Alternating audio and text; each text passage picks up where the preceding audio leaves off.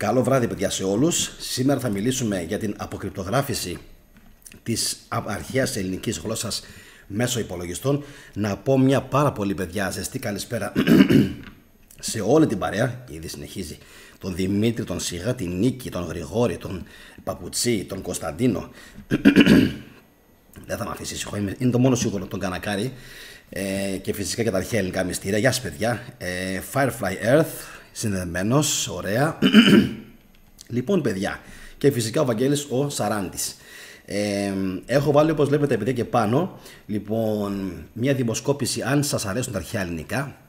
Σε 25 ψήφους μέχρι στιγμής το 64% λέει ναι, πάρα πολύ. Το 32%, 35% τώρα, λέει μου αρέσουν αλλά είναι δύσκολα. Και ένα 4% λέει όχι, τα απεχθάνομαι.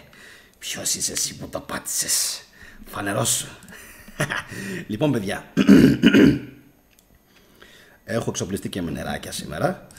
Λοιπόν, πιστεύω πως η ελληνική γλώσσα, παιδιά, είναι μια από τις πιο δύσκολες και ταυτόχρονα μια από τις πιο ωραίες γλώσσες που μπορεί κάποιος να μάθει. Θεωρώ ότι στο παγκόσμιο στερέωμα αυτή τη στιγμή που μιλάμε τώρα σίγουρα είναι αδικημένη. Εντάξει.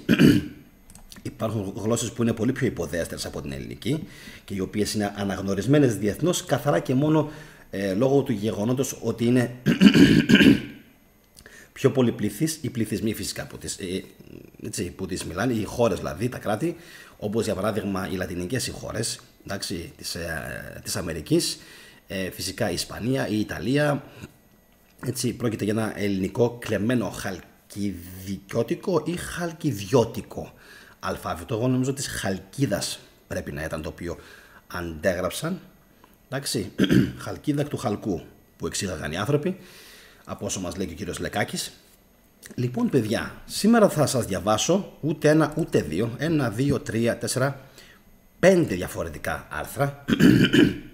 Νομίζω πως το σημερινό βίντεο είναι ό,τι πιο πλήρες έχει γίνει πάνω στο ζήτημα της αποκρυπτογράφησης ελληνικών επιγραφών και νομίζω πως θα σας αρέσει πάρα πολύ. Όσοι δηλαδή θα έχετε το κουράγιο και την αντοχή να μείνετε μέχρι τέλους, πιστεύω θα σας αρέσει πάρα πολύ. Ο Κώστας λέει, λοιπόν, το γράμμα νη σε κάθε τελείωμα αρχαίας ελληνικής λέξης δεν ήταν τυχαίο. Οξυγονώνεται ο εγκέφαλος, π.χ. ζαχαροπλαστίων, καφεκοπτίων, μηχανουργίων και πάει λέγοντας.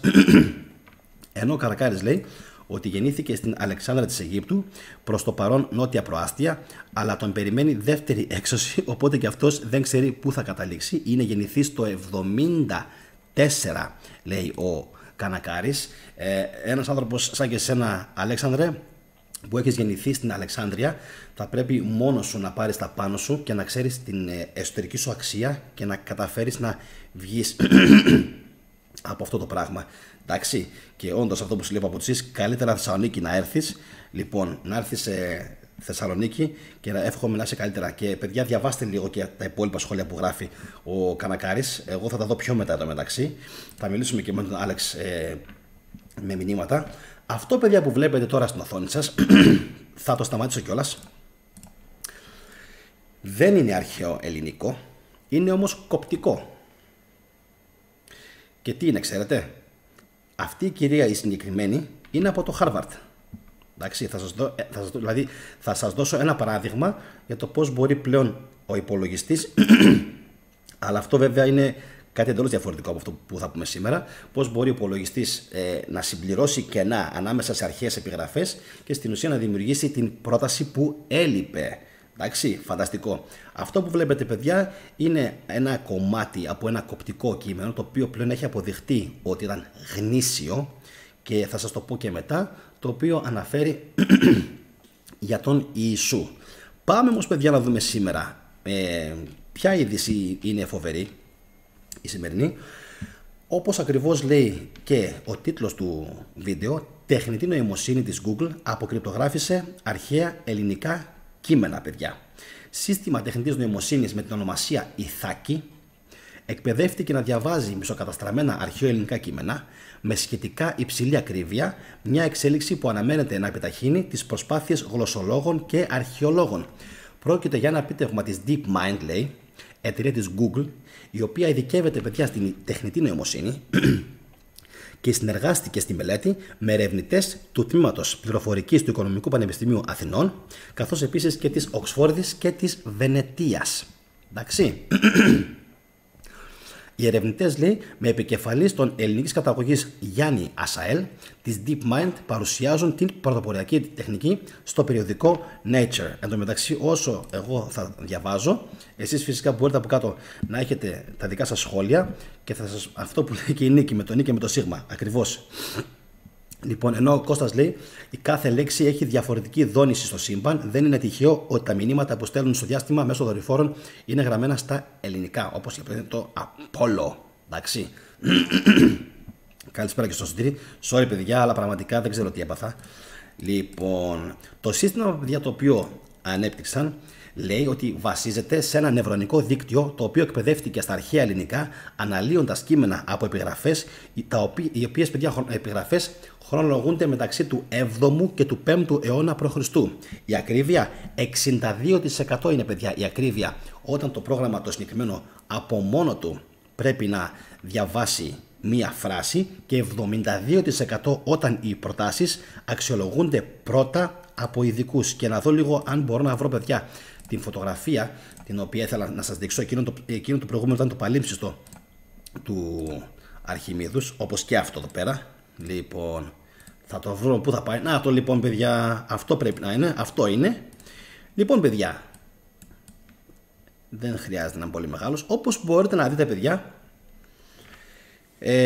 αυτό το οποίο φαίνεται σαν κατακαιρματισμένο και σαν χρωματισμένο με ένα απαλό γκρι ή απαλό μπέζ, τώρα στην ουσία τι είναι, συγχωρέστε με, αλλά πάσχω και από δυσχρωματοψία. Λοιπόν, παιδιά, είναι προφανώς αυτό το οποίο δεν υπάρχει. Εντάξει. Είναι δηλαδή αυτό το οποίο λείπει. Το υπόλοιπο το κομμάτι όλο που βλέπετε, που λέει π.χ. το και κροπιόμεδα και τα λοιπά, τα υπόλοιπα πάλι δεν υπάρχουν. Ωραία. Άρα λοιπόν οι υπολογιστές είναι πλέον σε θέση, οι τεχνητές νοημοσύνες βασικά, είναι πλέον σε θέση, εντάξει, σχεδόν με 62 μέχρι 72% ακρίβεια να κάνουν αποκατάσταση στα κείμενα τα οποία έχουν καταστραφεί. Και είναι πάρα πολύ σημαντικό αυτό, να ξέρετε, διότι οτιδήποτε πλέον ευρίσκεται, καθώς επίσης και σε πύληνα και σε αγγεία, εντάξει, και σε πέτρα και σε μάρμαρο και οπουδήποτε, θα μπορούν πλέον και με την καθοδήγηση φυσικά των επιστημόνων σε πολύ μεγάλο βαθμό να το αναλύουν οι επιστήμονες. Εντάξει, τουλάχιστον αυτές είναι οι προοπτικές. Και φυσικά κανείς δεν αποκλείει και το γεγονός τα επόμενα χρόνια, εντάξει, αυτή η τεχνική η συγκεκριμένη να εξελιχθεί. Όσοι, παιδιά, δεν είδατε το τελευταίο μου βίντεο, έπαιξε κανονικά στα βίντεο χωρίς να είναι live. Λοιπόν, πάντε και δέστε ότι η Ελλάδα, σημειώστε, έχει το πρώτο παγκοσμίως υποθαλάσσιο μουσείο με προστασία τεχνητής νοημοσύνης στην Αλόνησο. Είναι ένα βίντεο που διαρκεί περίπου 9 λεπτά, το έχω στο κανάλι μου και πραγματικά πιστεύω πως αξίζει να πάτε, παιδιά, να το δείτε. Επίσης, παιδιά, φυσικά να σας πω όπως πάντα ότι όσοι τύχει να είστε πρώτη φορά στην Θετική Ντοπαμίνη και δεν με έχετε ξαναδεί, κάντε το κουμπί, πατήστε το κουμπί της εγγραφής, εντάξει, και φυσικά χτυπήστε το κουδουνάκι για να λαμβάνετε όλες τις ειδοποιήσεις. Καλησπέρα και στον Σπιρτούλη και στον Βαλάντι, παιδιά. Ενώ ο Χρήστης αρχαία ελληνικά μυστήρια μας λέει, στην πόλη που μένω είναι σχεδόν άγνωστη σχεδόν σε όλους η ύπαρξη της αρχαίας της πόλης.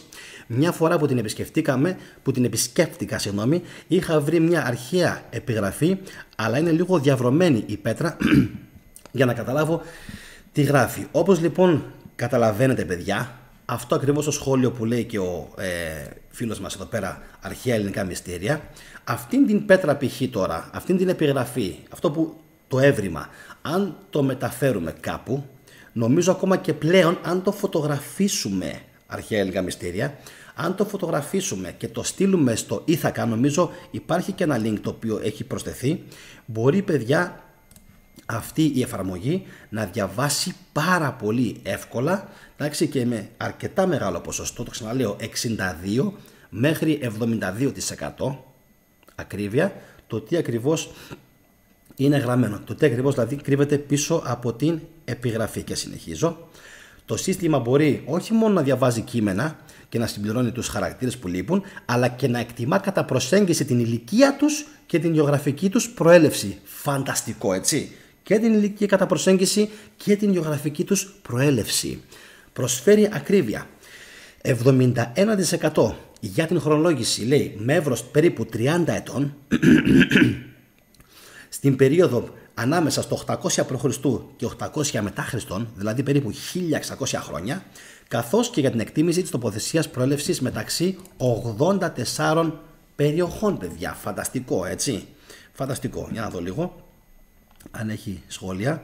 Μπήκε και ο Αριστίδης ο Μουρμούρας. Καλησπέρα, Αριστίδη μου, ελπίζω να είσαι καλά.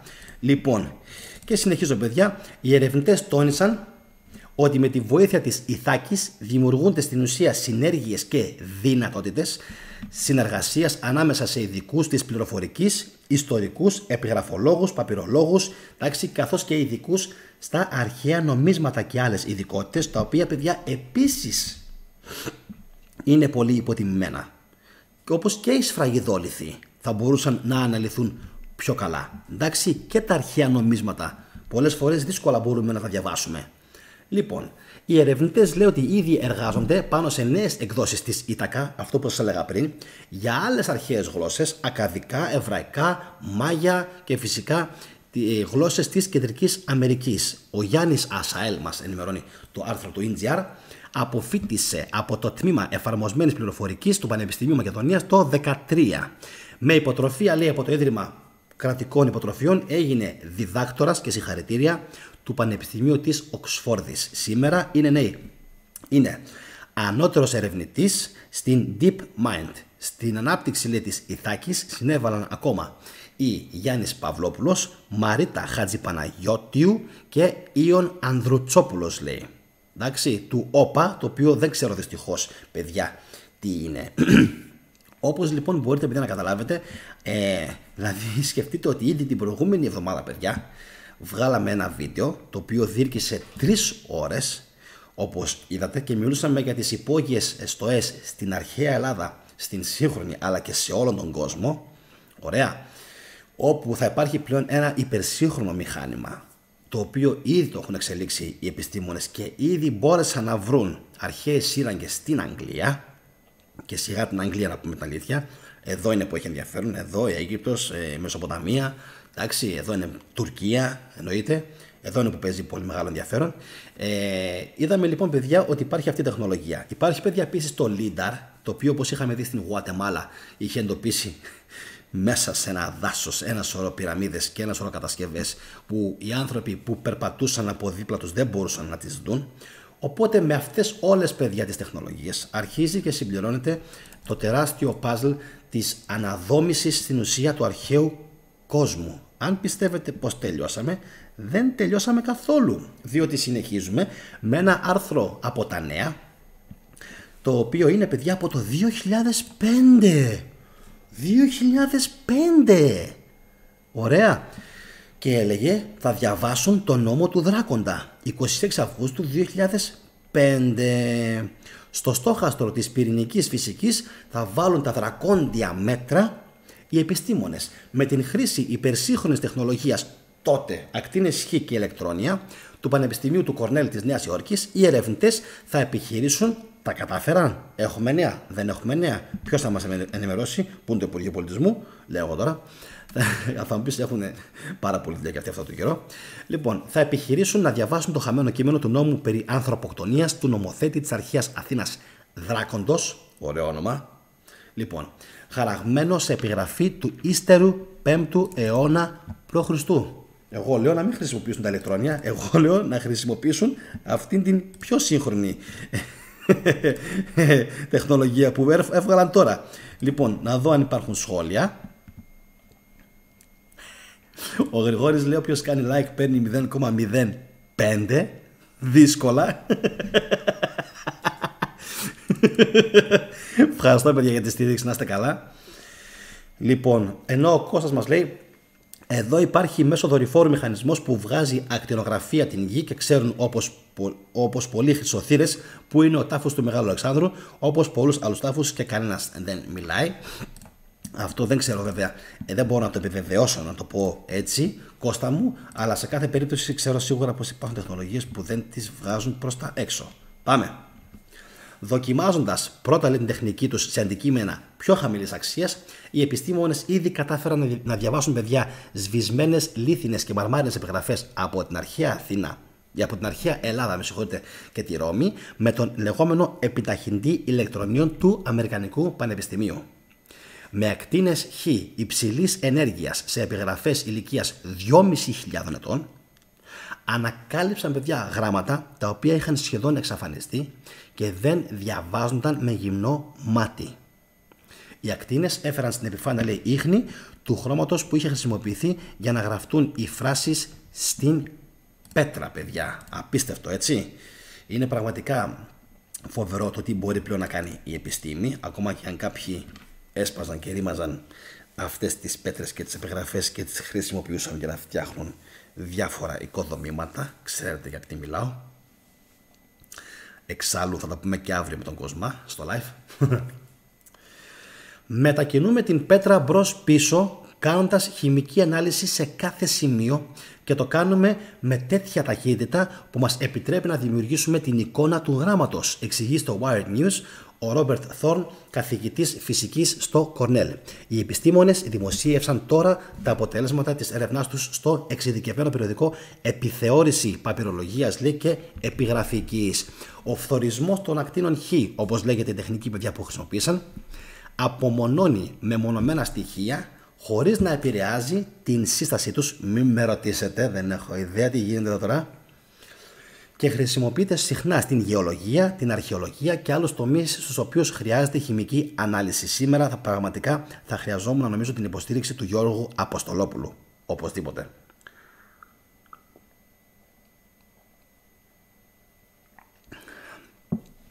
Οι επιστήμονες υποστηρίζουν, παιδιά, ότι η μέθοδος αυτή μπορεί να αποδειχθεί πολύτιμο εργαλείο στην επιγραφική, τη μελέτη δηλαδή αρχαίων γραπτών, σε διάφορες επιφάνειες, όπως π.χ. η πέτρα.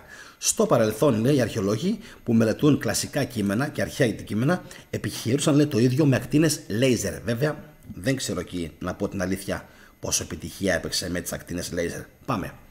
Η νέα τεχνική, λέει, είναι ένα σημαντικό βήμα που θα μας βοηθήσει να διαβάσουμε αρχαία κείμενα γραμμένα σε πέτρα, παιδιά, λέει ο Κέβιν Κλίντον, καθηγητής αρχαιοελληνικών στο Πανεπιστήμιο Κορνέλ.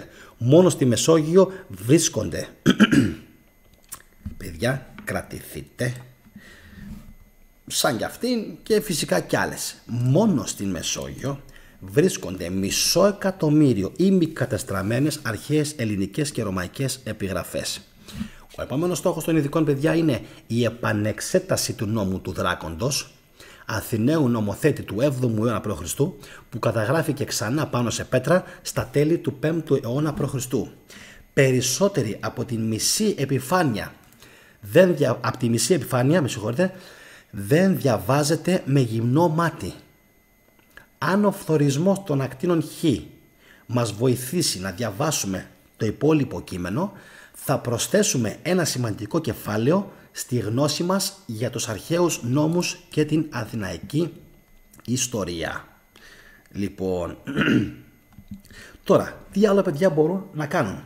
Διακρίνουν τα αντίγραφα με φορητό επιταχυντή ηλεκτρονίων. Εντάξει, δηλαδή αυτό στην ουσία σημαίνει πως μπορούν να ξεχωρίσουν τα αυθεντικά από τα αντίγραφα, όπως μάλιστα, λέει, και έκαναν με κάποιες επιγραφές που δανείστηκαν από το Πανεπιστήμιο της Νέας Υόρκης. Εντάξει, δεν ξέρω φυσικά αν αυτό μπορεί να επεκταθεί και σε άλλους τομείς, για παράδειγμα και σε πίνακες ζωγραφικής, εντάξει, τύπου του Van Gogh ή του Da Vinci, αλλά σε κάθε περίπτωση μου κάνει εμένα τουλάχιστον τρομερή εντύπωση. Πάει λοιπόν, παιδιά, και το δεύτερο άρθρο, να δούμε αν υπάρχουν σχόλια. Ο Κανακάρης λέει: θεωρώ ότι όταν μιλάς αρχαία ελληνικά αλλάζει σταδιακά η νόηση του εγκεφάλου, αλλάζει η δομή του εγκεφάλου, Αλέξανδρε. Με τα αρχαία ελληνικά, παιδιά, αλλάζει καταρχάς η δομή του εγκεφάλου, αλλάζουν τα όργανα του εγκεφάλου και αυτό πλέον είναι αποδεδειγμένο. Έχω και ένα βιβλίο το οποίο λέγεται η εκδίκηση των τόνων, νομίζω, και αναφέρεται στο πώς το πολυτονικό σύστημα κερδίζει, σε σύγκριση με το απλό σύστημα, κερδίζει, παιδιά, 11 από τα 13 σημεία, κάπου εκεί μέσα. Χάνει σε κάνα 2 μόνο. Εντάξει, για πάμε λίγο παρακάτω. Ο κύριος Μουρμούρας, καθηγητής Παπαμαρινόπουλος. Υπάρχει τεχνολογία που σκανάρει το υπέδαφος και αναγνωρίζει υλικά, διάκαινα και πολλά άλλα. Φυσικά, έχω δει εκπομπή και στις αντιθέσεις, όπου βγαίνει αυτός ο πάρα πολύ σεβαστός κύριος και λέει τρελά πράγματα που πιστεύω ότι είναι σίγουρα μια 10ετία, 15ετία μπροστά από την εποχή του. Συγχαρητήρια σε αυτόν τον πραγματικά εξέχοντα επιστήμονα. Πάμε.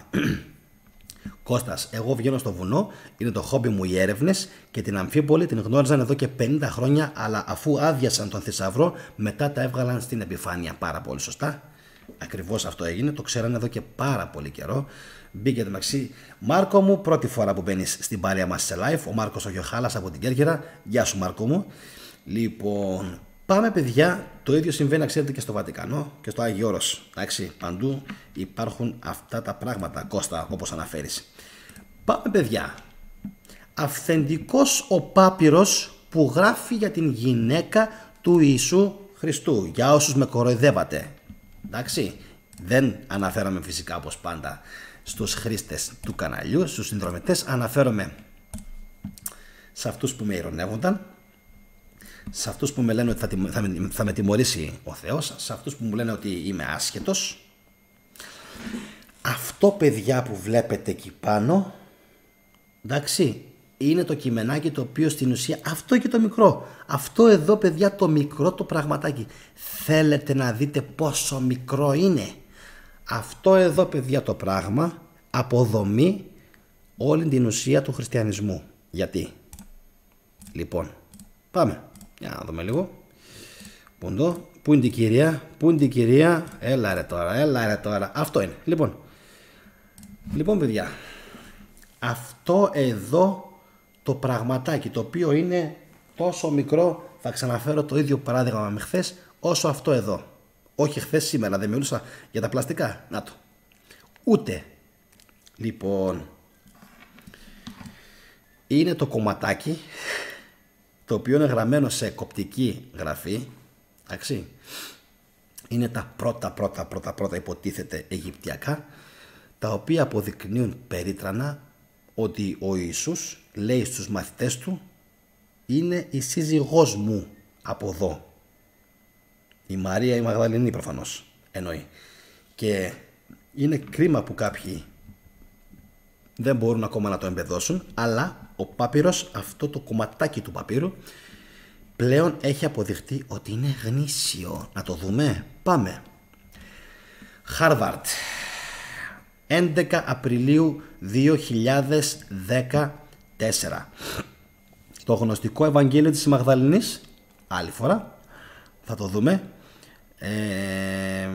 Για την πυραμίδα της Σερβίας, όπου δεν τον άφησαν να κάνει έρευνα.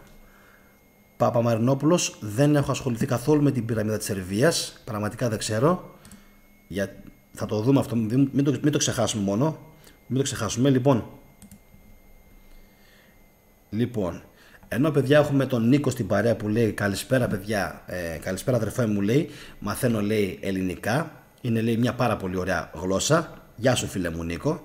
Λοιπόν, αν έχετε δει την ταινία Προμηθέας, δείχνει ένα μηχάνημα που βλέπεις τα πάντα στο τι κρύβεται κάτω από την επιφάνεια. Είμαι σίγουρος Άλεξ ότι αυτό αργά ή γρήγορα θα το κάνουν πράξη. Ήδη πιστεύω πως το έχουν κάνει πράξη.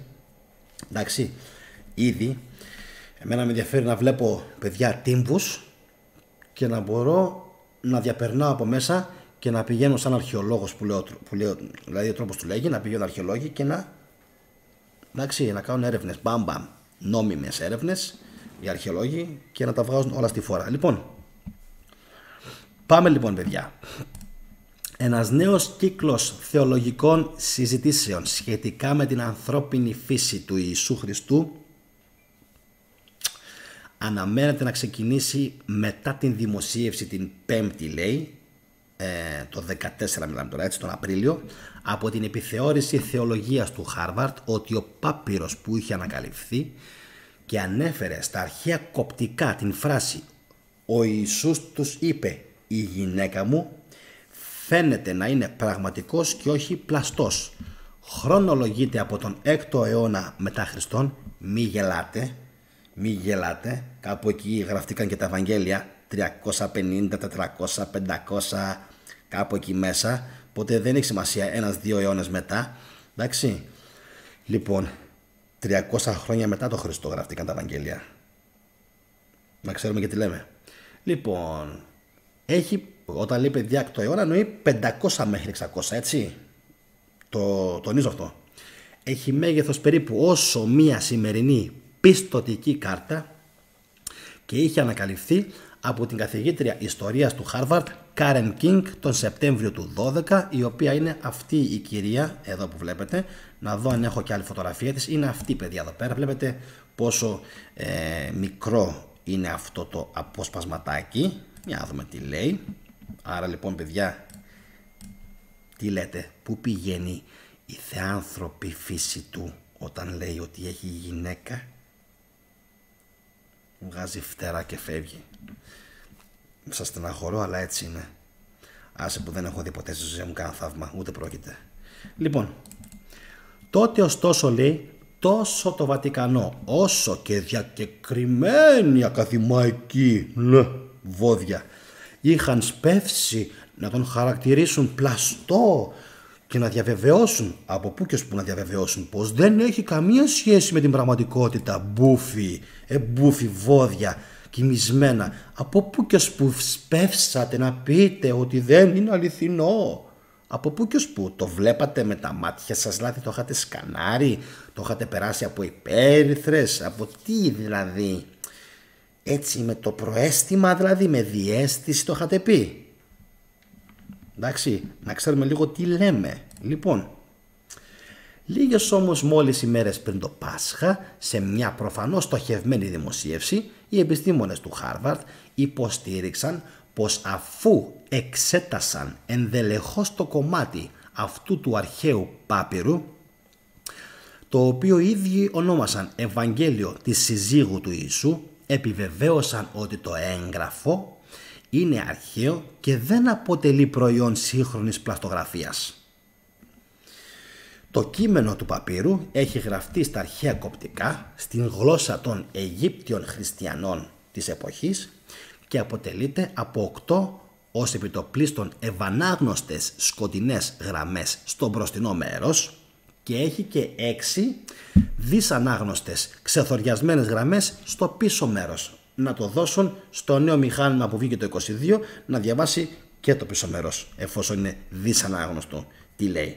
Ο πάπυρος περιέχει, λέει, έναν διάλογο στον οποίο ο Ιησούς μιλά στους μαθητές του. Σε κάποιο σημείο αναφέρεται στην σύζυγό του, που περιλαμβάνει τη φράση «Ο Ιησούς τους είπε, η γυναίκα μου», αλλά και άλλες όπως «Θα μπορεί να είναι μαθήτριά μου, η Μαρία το αξίζει αυτό και όσο για μένα θα σταθώ πλάι της προκειμένου να».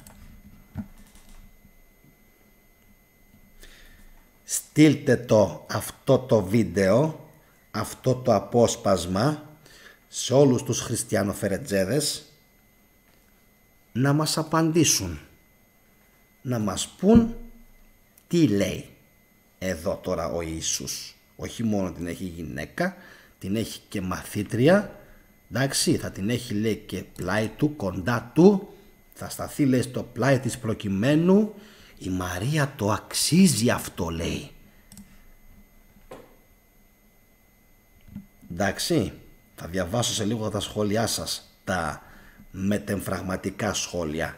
Κάντε μου τη χάρη και κοινοποιήστε μία φορά ένα ρημάδι βίντεο. Μία φορά, έχω βαρεθεί να τα κοινοποιώ 200 φορές στο Facebook. Οι δικοί μου κοιμούνται όρθιοι στο Facebook. Πραγματικά είναι ελάχιστοι αυτοί. Έχω 1500-1600 άτομα στο Facebook που μου έρχεται καμιά φορά να το, όπως είναι, να το κλείσω και να το ξαφανίσω.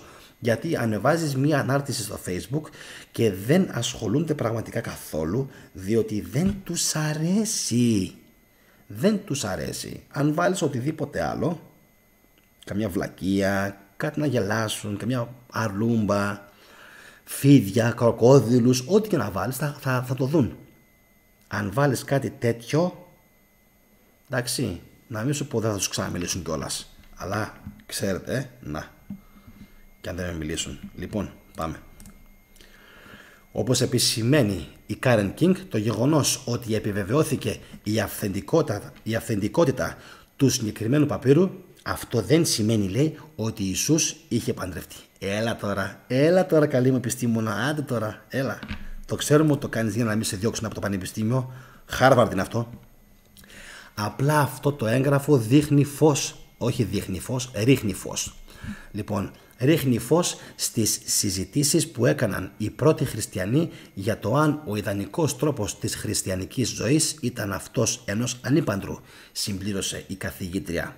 Η Karen King επισημαίνει πάντως ότι αυτό που αποδεικνύει ο Πάπυρος είναι ότι γυναίκες, μια σύζυγος, μια μητέρα, μια κοπέλα που αναφέρεται ως Μαρία θα μπορούσαν να είναι μαθήτριες του Ιησού, αλλά φυσικά, παιδιά, το λέει ξεκάθαρα για να μην την διώξουν από το πανεπιστήμιο, διότι σε μια φράση τόσο μικρούτσικη δεν μπορεί να έβαλε μέσα μαθήτριες και ξαδέρφια και θείες και βλακίες.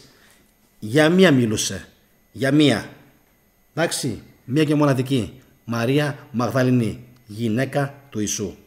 Τέλος. Βλακίες. Σε 7 γραμμές πρόλαβε και έβαλε μακρινές ξαδέλφες, μαθήτριες και ξέρω εγώ τι άλλο. Λοιπόν, για να δούμε σχόλια. Δεν είμαστε με τα καλά μας. Καλησπέρα και στη Φιλιό. Πάμε. Ευαγγελία Αβράμπου, μάλλον πυραμίδα της Βοσνίας αναφέρεται, σωστά, για το προηγούμενο που λέγαμε. Καλησπέρα Μαρίνο μου, καλησπέρα. Όχι, αυτό το σπάραγμα δεν ανήκει Firefly Earth στους παπύρους που ανακαλύφθηκαν στον Ναγκ Χαμάντι. Θα το είχαν πει διαφορετικά. Τους παρακολουθώ και εκείνους, ξέρεις, τους παπύρους του Ναγκ Χαμάντι. Λοιπόν, το οποίο δεν το αναφέρει. Να ξέρεις, πάμε. Ο Δημήτρης ο Σίγας λέει 300 χρόνια μετά τα είχαν πιο φρέσκα να τα μαγειρέψουν και να πάρουν από αλλού και να φτιάξουν την ιστορία τους. Μου άρεσε αυτό το σχόλιο και θα το καρφιτσώσω. Sorry Γρηγόρη μου, αλλά είπε κάτι πολύ ωραίο ο Δημήτρης ο Σίγας. Λοιπόν, για να δω τι λέει. Και οι άσχετοι χριστιανοί μετά ψάχνονται για δικαιολογίες. Ακριβώς έτσι είναι, παιδιά. Ψάχνονται μετά να βρουν δικαιολογίες, να πούν ότι να μωρέ, μήπως δεν ήταν, μήπως είναι. Δηλαδή τώρα και αυτή η γυναίκα το λέει για να μην την αποβάλουν. Είναι ξεκάθαρο αυτό, έτσι, γιατί είναι παντού τα πλοκάμια τους, παντού. Λοιπόν, πάμε λίγο παρακάτω. Η συνέχεια υπάρχει μια επιγραφή σε έναν βράχο στην Κύπρο με υπογραφή Σαργών ο δεύτερος. Ο Σαργών πρέπει να ήταν βασιλιάς του Ακάδ, νομίζω, δεν είμαι σίγουρος. Γεια σου Ποσειδόνιέ μου, έχασες αρκετά πράγματα και νομίζω πως αξίζει, παιδιά, να πάει ο Ποσειδόνιος να το δει από την αρχή και να βάλει και ένα like. Τι λέτε, αξίζει? Καλησπέρα καταρχάς και στο Γιάννη το Κοντό. Από πότε χρονολογείται, λέει αυτός ο Πάπυρος? Από το 500 μέχρι το 600 χρονολογείται, περίπου 100 χρόνια ούτως ή άλλως, με 150 μετά από τα Ευαγγέλια. Λοιπόν, για να δω λίγο πιο πάνω.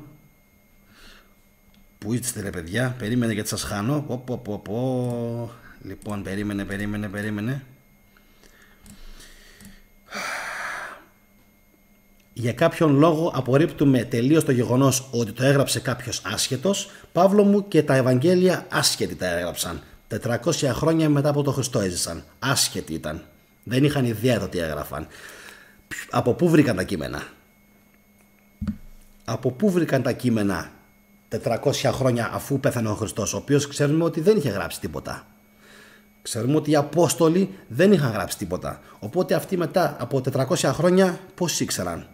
Λοιπόν, ξεκάθαρο έτσι, θέλει πάρα πολύ λίγη λογική να βάλεις, να ανοίξει λίγο το μυαλό, να ξεμπουκώσει για να καταλάβεις ότι είναι ένα ψέμα όλο αυτό το πράγμα με το οποίο μας έχουν φλωμώσει.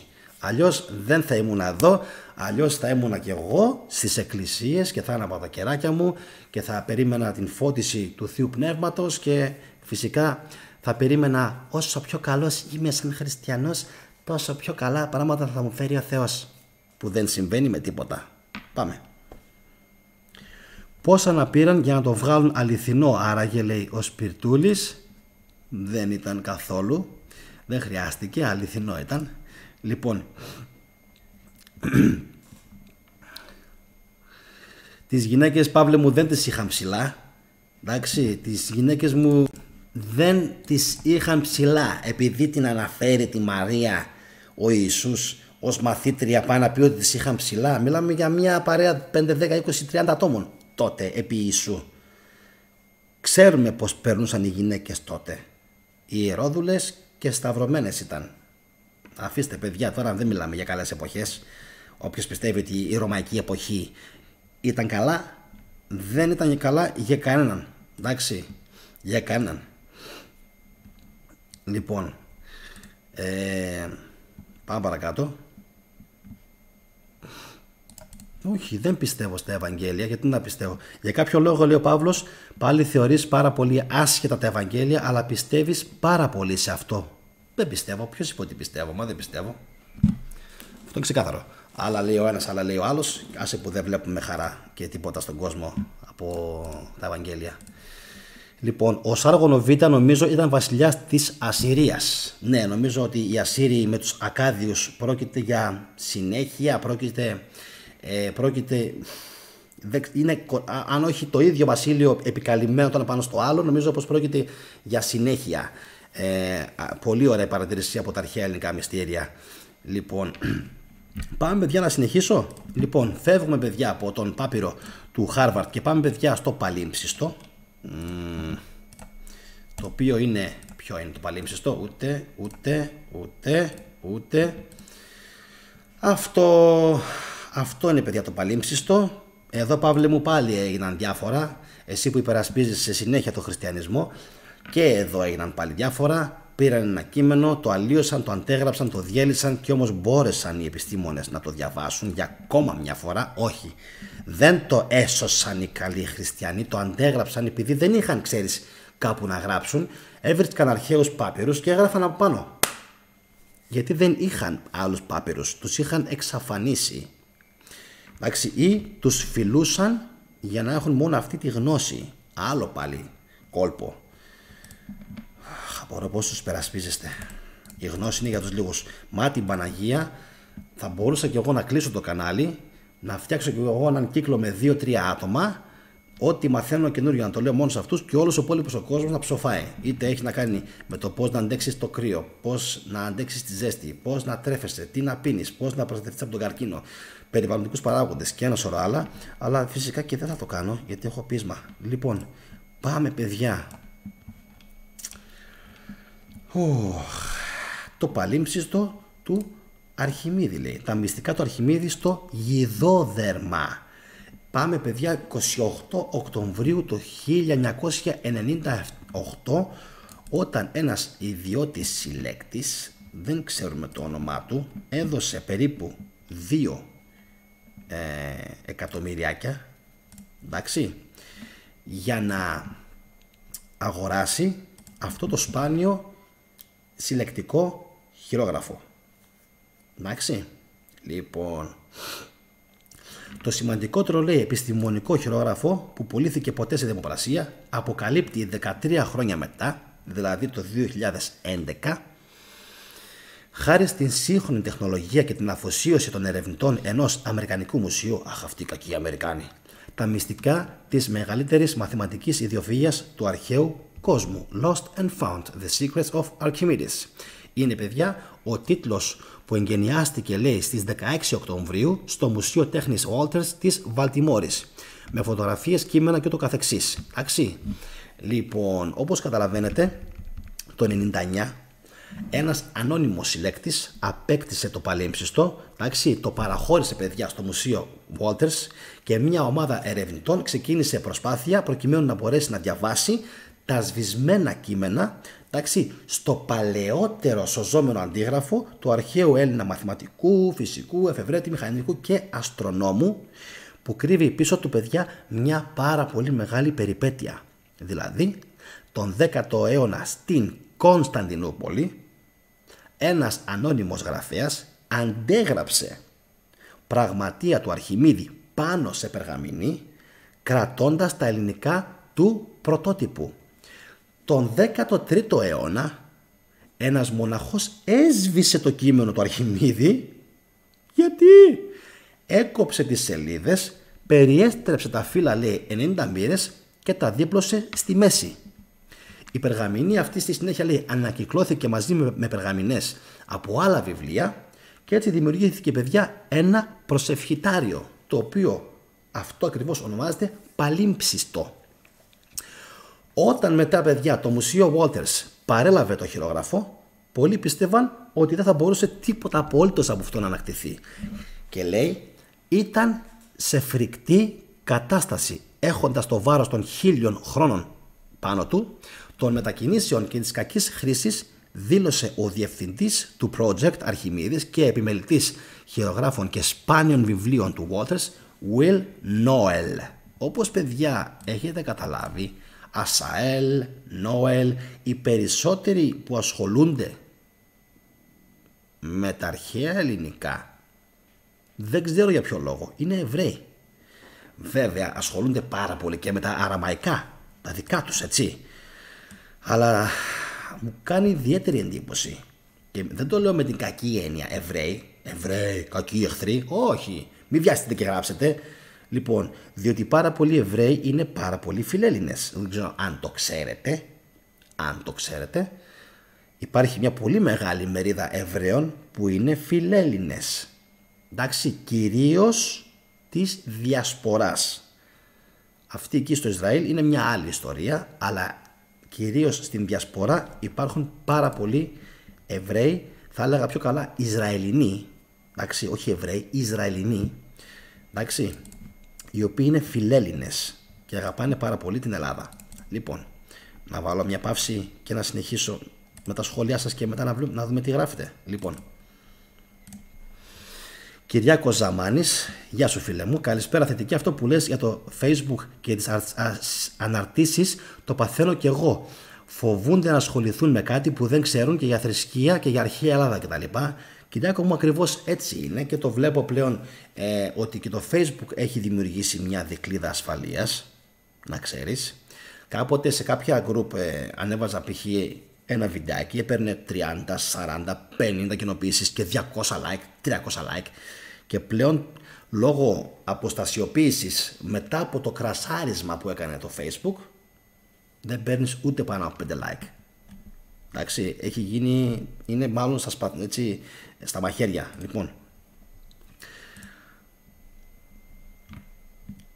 το τέλος του ελληνισμού ήλθε όταν ανέλαβε την εξουσία ο Αλέξανδρος ο Β από το 300 και μετά, από το 300 π.Χ. μετά Χριστόν με μπερδεύετε, δεν ξέρω, δεν τα γράφετε και πάρα πολύ έτσι απλά για να τα καταλάβω. Προ-κοινής χρονολόγησης, λέτε τώρα μάλλον. Λοιπόν, Υπουργείο Πολιτισμού, λέει ο Mr. Chris Craft, Υπουργείο Αρχαιοκαπηλείας, Απόκρυψης και Διαστρέβλωσης της Ιστορίας και Καταχώσεων. Δεν θα το έλεγα σε υπερβολικό βαθμό, θα το έλεγα όμως σε ένα βαθμό 10%, 20%.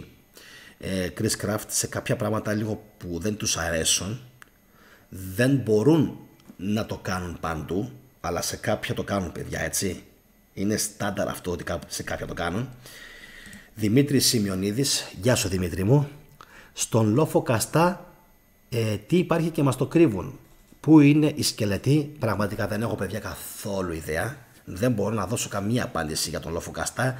Οι αρχαιολόγοι οι οποίοι ασχολήθηκαν με το θέμα νομίζω πως ούτε ήδη ξέρουν τι έγινε. Πήγαν να βγάλουν κάτι μεγάλο, δεν τους βγήκε. Από πότε χρονολογούνται οι σκελετοί που βρέθηκαν? Δεν έχουμε ιδέα, έτσι. Δεν έχουμε ιδέα. Θόρης Ανδριανόπουλος. Το καλό έγινε όταν έκαψαν τη βιβλιοθήκη της Αλεξανδρίας. Τι πήραν όμως, το έκαναν και ταινία. Ακριβώς. Νομίζω τότε, Γιάννη, η ομιλούσα ήταν η ελληνική και όχι τα ρωμαϊκά και αρκετά γράφτηκαν τότε. Ίσως γι' αυτό να τους ενδιαφέρουν τα ελληνικά. Εξαρτάται σε ποια εποχή ήταν. Όχι.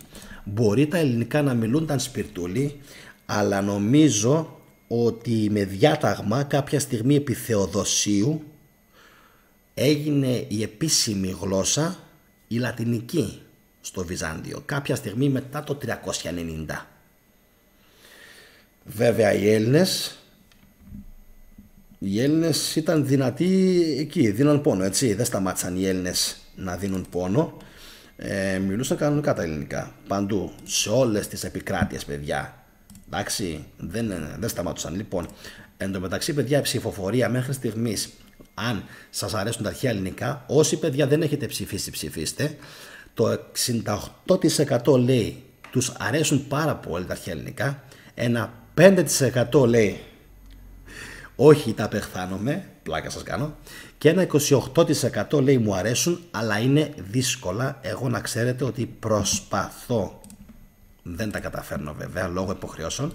Προσπαθώ όταν σηκώνομαι το πρωί, με το που παίρνω το χάπι για τον θηροειδή, στο καπάκι κατευθείαν ξεκινάω και διαβάζω για 10 με 15 λεπτά Ησίωδο. Εντάξει, κανονικά θα πρέπει να διαβάζω και Ηλιάδα και τα πάντα, αλλά προτιμώ Ησίωδο επειδή είναι αρχαία. Εντάξει, ενώ την Ηλιάδα την έχω σε πιο σύγχρονη μορφή. Πάμε, παιδιά, παρακάτω. 4 χρόνια χρειάστηκαν, παιδιά, οι συντηρητές για να διαλύσουν το βιβλίο λόγω της εύθραυστης κατάστασης της περγαμηνής, η οποία είχε καταστραφεί από μούχλα, ενώ κάποια σημεία είχαν σκεπαστεί με σύγχρονη συνθετική κόλλα. Τι κάνετε, ρε παιδιά? Κατέγραψα τα πάντα και έσωσα ακόμη και τα πιο μικροσκοπικά κομμάτια του χειρογράφου, φλούδες χρώματος, νήματα. Σταθεροποίησα την μελάνη με ζελατίνη, έκανα αμέτρητες επιδιορθώσεις με ιαπωνέζικο χαρτί, εξηγεί η Abigail Quant, επικεφαλής, παιδιά, του τμήματος συντήρησης χειρογράφων του Αμερικανικού Μουσείου. Φοβερή δουλειά, έτσι. Και φυσικά ξέρετε πως το άρθρο συνεχίζει, έχει και συνέχεια. Λοιπόν, εγώ πάω λίγο πιο κάτω. Ο Αρχιμίδης λέει στην πραγματεία του περί μεθόδου των θεωρημάτων μηχανικής ασχολείται με την έννοια του απόλυτου απείρου και το παλίμψιστο περιέχει το μόνο σωζόμενο αντίγραφο του σημαντικού συγγράμματος. Προσέξτε, περί μεθόδου των θεωρημάτων μηχανικής. Ασχολείται με την έννοια του απόλυτου απείρου. Και μάλιστα κάποιοι λένε ότι το συγκεκριμένο έγγραφο δείχνει ότι ο Αρχιμίδης ήταν φευγάτος για την εποχή του. Φευγάτος για την εποχή του. Εντάξει, αυτά θα τα πούμε και αύριο στο live με τον Κοσμά. Δεν ήταν κανένας απλός εφευρέτης μόνο, ήταν πολύ δυνατός. Πάμε να δούμε τι άλλο λέει.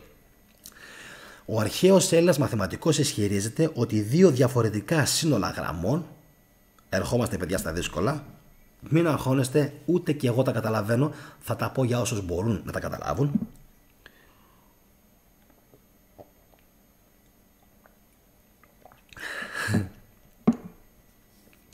Ισχυρίζεται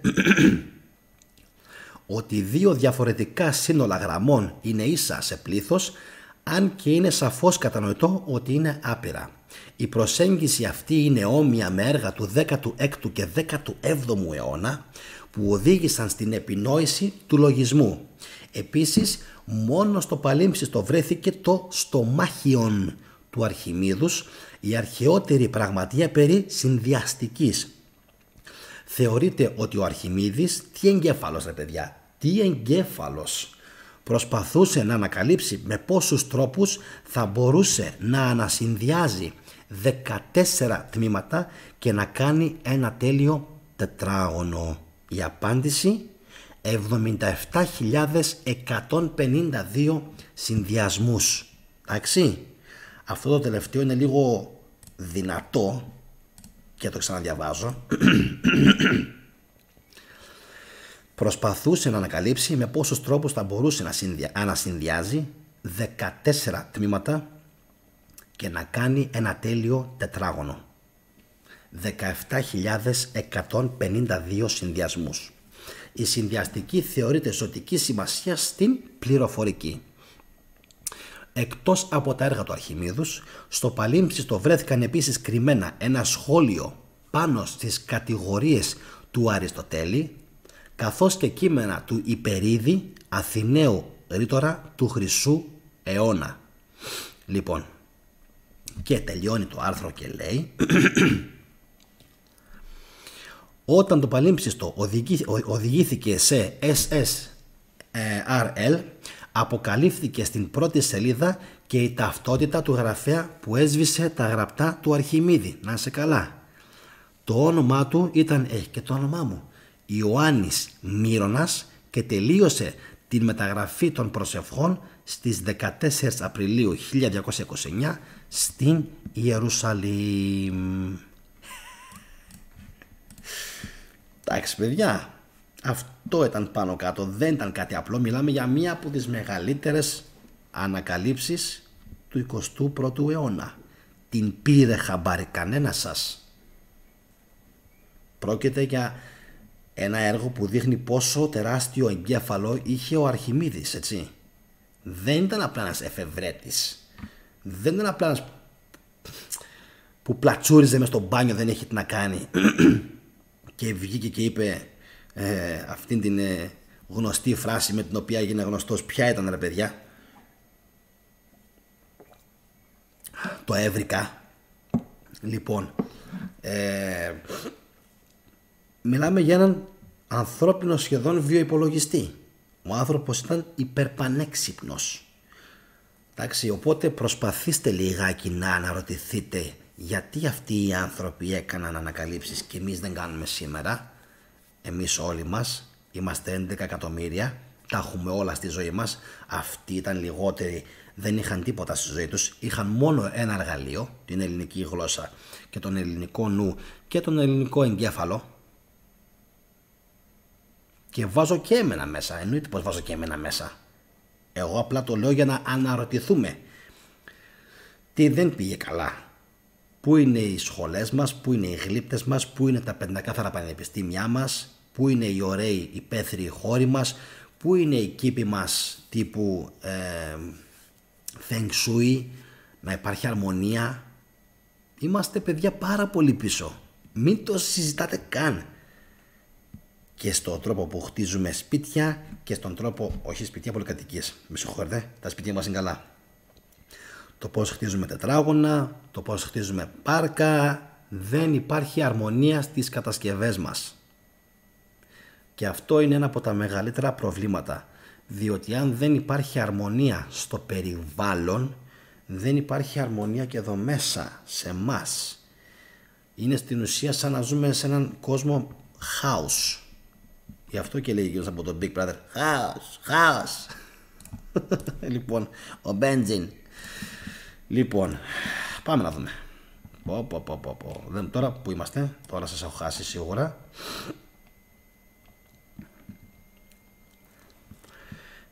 Αν πιστεύω ότι σώθηκε από την βιβλιοθήκη της Αλεξάνδρειας κάτι και κρύβεται στο Βατικανό, δύσκολα πιστεύω, δεν ξέρω, ίσως θα λέγαμε. Λοιπόν, η τεχνητή νοημοσύνη τεχνητή είναι, άρα ανθρώπινο μυαλό είναι από πίσω και ανθρώπινο μυαλό θα κρίνει αν η τεχνητή νοημοσύνη είναι ακριβής. Γεια σου Κώστα μου, αυτό φυσικά το είπαμε, γι' αυτό και η τεχνητή νοημοσύνη κρίνει καλύτερα όταν υπάρχει και ανθρώπινο μυαλό. Καλό είναι να υπάρχουν και τα δύο μαζί. Τζον Τσεκ, ο Εβραίος Μπεν Γκουριόν, έμαθε άπτεστα αρχαία ελληνικά και διάβαζε τον ποιητή μας Όμηρο. Παιδιά, ποιος είναι ο Μπεν Γκουριόν? Θα ήθελα πάρα πολύ να μου πείτε ποιος είναι, γιατί κάπου τον έχει ξαναπάρει το αυτί μου, αλλά δεν ξέρω ποιος ήταν ο Μπεν Γκουριόν.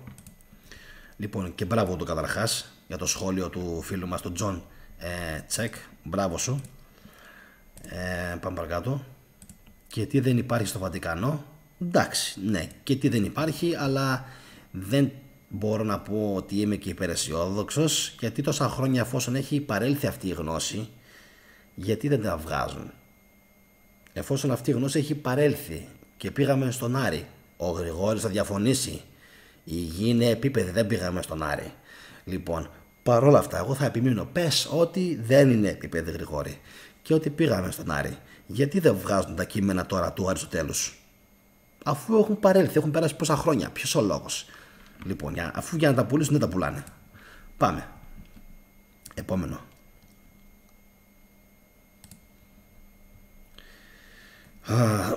Ποσειδόνιος. Είναι στο Βατικανό και τα άλλα κάτω από το Άγιο Όρος. Από το Βατικανό άντλησε τις πληροφορίες του ο Αθανάσιος Σταγυρίτης και έγραψε την ιστορία μας Ογυγία η αρχαιολογία. Το έχω, να ξέρεις, είμαι στο πρώτο βιβλίο. Να ξέρεις, ορθά μιλάς, λέει ο Δημήτρης. Αν λέει για μένα, ευχαριστώ πολύ. Άγγελος Πλακιώτης, καλησπέρα. Ο Αριστοτέλης μας μιλάει στο έργο του μετεωρολογικά για μια αρχαία Ελλάδα πριν τον κατακλυσμό του Δευκαλίωνα και μας πάει αρκετά πίσω. Το έργο υπάρχει, είναι προσιτό σε όλους. Ακριβώς, παιδιά, το έβγαλε και ο Χαραλαμπίδης στο κανάλι του, ακριβώς επειδή λέγεται μετεωρολογικά. Δεν σημαίνει ότι μιλάει για μετεωρίτες ή για τον ουρανό ή για τον καιρό. Εντάξει, μιλάει για πάρα πολλά πράγματα και καλό είναι να τον διαβάσουμε. Απλά να ξέρετε, είναι πάρα πολύ δύσκολος. Αν πέσετε με τα μούτρα σε κείμενα του Αριστοτέλη, εγώ επιμένω, θα δυσκολευτείτε πάρα πολύ αν δεν έχετε διαβάσει πρώτα κάτι άλλο σχετικό. Λοιπόν, ήταν από τις Σιρακούσες από την Ιταλία, αναφέρεται σαφώς στον Αρχιμίδη, και σήμερα φυσικά οι Ιταλοί κάνουν τους Κινέζους ότι δεν έχουν σχέση με τους Έλληνες. Εντάξει. Μάθαμε να παπαγαλίζουμε, Γιάννη. Αυτοί είχαν καταφέρει να ανοίγουν την πόρτα του νου τους στον κόσμο των ιδεών. Ακριβώς, παιδιά. Εμείς όντως μας έχει φάει αυτή η παπαγαλία. Αντί να δίνουμε σημασία στην κατανόηση και στο πιάσιμο των ιδεών, αυτό που μας λέει ο άλλος να το κάνουμε κτήμα μας, εντάξει, ασχολούμαστε μόνο με την παπαγαλία. Για πάμε παρακάτω. Δυστυχώς στα μαθηματικά, ξέρεις, και στην γεωμετρία δεν μπορείς να παπαγαλίσεις, βέβαια. Εκεί τα πράγματα θέλουν κατανόηση, αλλιώς έρχονται τα κουλουράκια. Βέβαια δεν ξέρω τι γίνεται με τα φροντιστήρια, έτσι. Εντάξει, και αλλάζει λίγο. Για πάμε. Για το Ισλάμ πότε θα μας πεις, λέει η Άννα. Ακριβώς τι να πούμε όμως, πρέπει να πούμε κάποια πράγματα για το Ισλάμ. Όσοι είδατε το βίντεο μου ότι δεν έκαψαν οι Άραβες του Ομάρ Ιμπν Αλ-Χατάμπ την βιβλιοθήκη της Αλεξανδρίας, λέω μέσα 2-3 πραγματάκια. Εντάξει, και δεν αναφέρομαι στο πολιτικό Ισλάμ, αναφέρομαι στο θρησκευτικό αρχικό Ισλάμ, παιδιά, πριν τις σταυροφορίες των χριστιανών. Εντάξει. Στην αρχή ήταν ψιλοήπιο και ψιλοαρχαιόφρον, μπορώ να πω. Προσπαθούσε να προσεγγίσει τους Έλληνες, την ελληνική φιλοσοφία. Μετά όμως, μετά τις σταυροφορίες, αγρίεψαν και αυτοί και χάσαν τον μπούσουλα. Τώρα ένα παραπάνω. Ας το αφήσουμε για τώρα. Άνα στο μέλλον για το Ισλάμ, αλλά για τα καλά του Ισλάμ. Εντάξει, γιατί τα άλλα δεν μου αρέσουν καθόλου. Ιώνας από Μελβούρνη, καλησπέρες. Και τα δύο, γιατί εδώ είναι για καλησπέρα, εκεί είναι για καλημέρα. Γεια σου φίλε μου Ιώνα, Μελβούρνη παιδιά. Καλώς ορίστε τον φίλο μας τον Ιώνα. Προτιμώ να γνωρίζω και να έχω γνώση, άρα και γνώμη. Δεν θέλω να πιστεύω. Επιστροφή στις ρίζες μας, στην γνώση και τον ελληνισμό. Όταν, παιδιά, λέμε επιστροφή στην αρχαία ελληνική, στην ουσία ρίζα μας, τι εννοούμε? Να πηγαίνουμε στον Όλυμπο και να ανάβουμε Περσούς? Όχι, φυσικά. Αυτό που λέει ο Ιώνας. Επιστήμες, τέχνες, γράμματα, γνώσεις, μοιήσεις. Ποιος θα κάνει τώρα μοιήσεις? Ποιος θα μοιήσει τώρα ποιον? Ποιος είναι τώρα μοιημένος για να μοιήσει κι άλλους?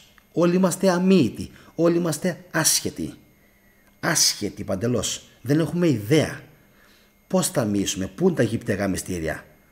20 χρόνια λέει πήγε ο Πυθαγόρας στην Αίγυπτο. 20 χρόνια. Τι έκανε 20 χρόνια ο Πυθαγόρας στην Αίγυπτο? 20 ολόκληρα χρόνια, παιδιά. Έχει παρέλθει η γνώση. Το λέει και ο Σπιτούλης πιο κάτω. Λοιπόν, είμαστε ακόμα λέει, πίσω στη γνώση. Είμαστε πάρα πολύ πίσω. Τεχνολογία έχουμε, γνώση δεν έχουμε. Και η γνώση είναι κάτι που πηγάζει από μέσα μας. Εντάξει. Ακόμα και μεταφυσική. Λοιπόν, οι Άραβες σέβονταν και μελέτησαν την ελληνική γραμματεία, γράφει ο Θόρης Ανδριανόπουλος. Νομίζω πως ο Θόρης θα μπορούσε να γίνει ένας από τους αγαπημένους μου συνδρομητές, άμα τον έβλεπα λίγο παραπάνω στα live. Με αυτήν τώρα την ανάρτηση που έκανες, φίλε μου, κέρδισες πολλούς πόντους. Διότι πάρα πολλοί έχουν πολύ μεγάλη ασφαλμένη εικόνα για τους Άραβες, ειδικά τους πρώτους Άραβες, που ήταν εντελώς διαφορετικοί από αυτούς που είναι σήμερα. Εντάξει, καμία σχέση, ούτε πετρέλαιο, τίποτα.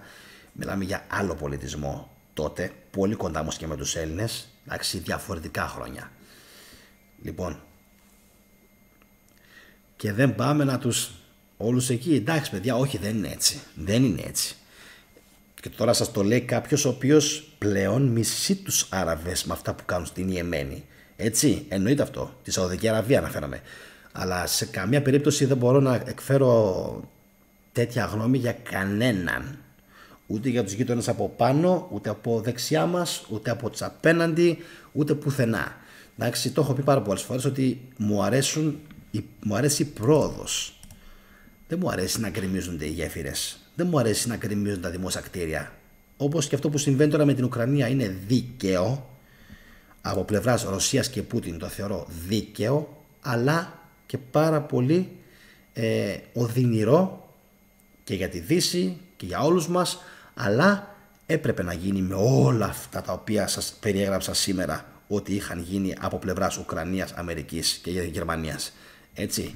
Λοιπόν, παιδιά, εκτός αν έχετε κάποια άλλη απορία η οποία είναι επί του βίντεο, θα σας διαβάσω λίγο τι έδειξε η ψηφοφορία και σιγά σιγά να σας καληνυχτήσω για να μπορέσουμε να προετοιμαστούμε και για αύριο, γιατί έχω να ρίξω διάβασμα και για αύριο αρκετό.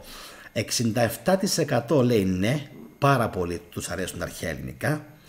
4% μόλις λέει όχι, τα απεχθάνομαι. Και μου αρέσουν αλλά είναι δύσκολα το 29%. Νομίζω ότι ένα πάρα πολύ καλό ποσοστό παιδιά ψήφισε, 128 άτομα, και σας ευχαριστώ πάρα πολύ καταρχάς για την ψήφο σας αλλά και για τον χρόνο σας, παιδιά. Νομίζω, παιδιά, πως το σημερινό βίντεο πιστεύω ήταν μια ανταμοιβή για σας και σας άρεσε, διότι είπαμε για πράγματα τα οποία δεν τα ήξερα ούτε κι εγώ, η αλήθεια είναι. Δεν είχα διαβάσει για τον Παλίμψιστο, είχα διαβάσει π.χ. για αυτό το κειμενάκι το κοπτικό, αλλά δεν είχα ιδέα π.χ. ότι προσπαθούσαν με νέες τεχνολογίες να διαβάσουν και τον νόμο του Δράκοντα. Εντάξει, ούτε αυτό το ήξερα. Πάμε λίγο στον Beast, λέει. Τα μυστήρια έχουν εξαφανιστεί σκοπίμως από τα ιερατεία. Λίγοι άνθρωποι έχουν την γνώση και την ικανότητα να μοιήσουν κάποιον σε βάθος. Σωστό. Θα ξαναδώ το βίντεο μετά, γιατί τώρα μπήκα, λέει ο Beast. Γεια σου Beast, να ξέρεις ότι σε περιμένω πάντα και είσαι τρομακτική δύναμη για το κανάλι. Λοιπόν, εγώ ευχαριστώ Γρηγόρη μου. Παιδιά, να πάτε να ξεκουραστείτε. Κάτι λέει ο Κώστας τελευταίο. Η τεχνολογία που έχουμε είναι για την πρόθεση της μαλθακότητας και για την πλάνη της πραγματικής γνώσης που μόνο μπροστά δεν μας πάει. Μας βολεύει στην μαλθακότητα και στην εξέλιξη της βλακείας. Έτσι ακριβώς είναι, παιδιά. Μπράβο Κωνσταντίνε μου. Έτσι ακριβώς είναι. Νομίζω πως είσαι τυχερός, γιατί το τελευταίο στο σχόλιο θα το πάρω και θα το καρφιτσώσω, γιατί μου άρεσε πάρα πολύ. Δημήτρη μου, όπως και το δικό στο σχόλιο μου άρεσε πάρα πολύ αυτό που έγραψες, ότι 300 χρόνια μετά τα είχαν πιο φρέσκα να τα μαγειρέψουν και να πάρουν απαλού, έτσι, για να φτιάξουν αυτό το μείγμα το δικό τους που φτιάξανε. Παιδιά, προλαβαίνετε όσοι δεν ψηφίσατε, παρένθεση, να ψηφίσετε ακόμα. Κάντε, παιδιά, κοινοποίηση το βίντεο. Ξέρω, δεν ξέρω τώρα σε ποιον θα το κοινοποιήσετε. Θα το κοινοποιήσετε στο Viber, στο Facebook, στο Insta. Ούτε καν ξέρω εγώ πώς θα κοινοποιούν, να πω την αλήθεια. Ούτε στο Instagram, ούτε στο TikTok. Δεν μπορώ τίποτα να κοινοποιήσω, ούτε καν ξέρω πώς γίνεται. Αν μπορείτε και θέλετε εσείς, κάντε το κοινοποίηση, κάντε ένα like αν το βίντεο σας αρέσει και φυσικά. Τι γνώμη έχεις για την μετενσάρκωση που πιστεύει ο Πλούτιν, λέει ο JL. Αυτά θα τα πούμε JL σε άλλο επεισόδιο. Σήμερα πιστεύω πως έχει κλείσει το σημερινό το βίντεο. Λέγαμε αν θέλετε να κάνετε κοινοποίηση, να κάνετε like και όλα αυτά. Δεν σε ξεχνάω JL, να ξέρεις. Δεν θα αφήσουμε τίποτα όρθιο το οποίο έχει σχέση με την αρχαία Ελλάδα. Δεν σε ξεχνάω, θα το πούμε να ξέρεις σε επόμενο βίντεο για την μετενσάρκωση που είπε ο Πλάτωνας, εντάξει, γιατί την ξεκίνησε ο Πυθαγόρας και ο Ορφέας και όλοι αυτοί και οι Αιγύπτιοι και οι Ινδοί και πάει πολύ αλλού η βαλίτσα, εντάξει, πάρα πολύ μακριά. Λοιπόν παιδιά, όπως σας είπα, κάντε like αν το βίντεο σας άρεσε, χτυπήστε και το κουδουνάκι για να μην χάνετε τα βίντεο της θετικής ντοπαμίνης και ελπίζω να σας αρέσουν και να βελτιώνομαστε κάθε φορά και εύχομαι όλοι σας να είστε πάρα πολύ καλά. Αύριο το βράδυ παιδιά, μαζί με τον Κοσμά, εκτός συγκλονιστικού απρόπτου, 10 η ώρα εδώ στο κανάλι της θετικής ντοπαμίνης, θα είμαστε εγώ με τον Dantec. Εντάξει, καλό βράδυ σε όλους παιδιά, σας χαιρετώ, γεια σας.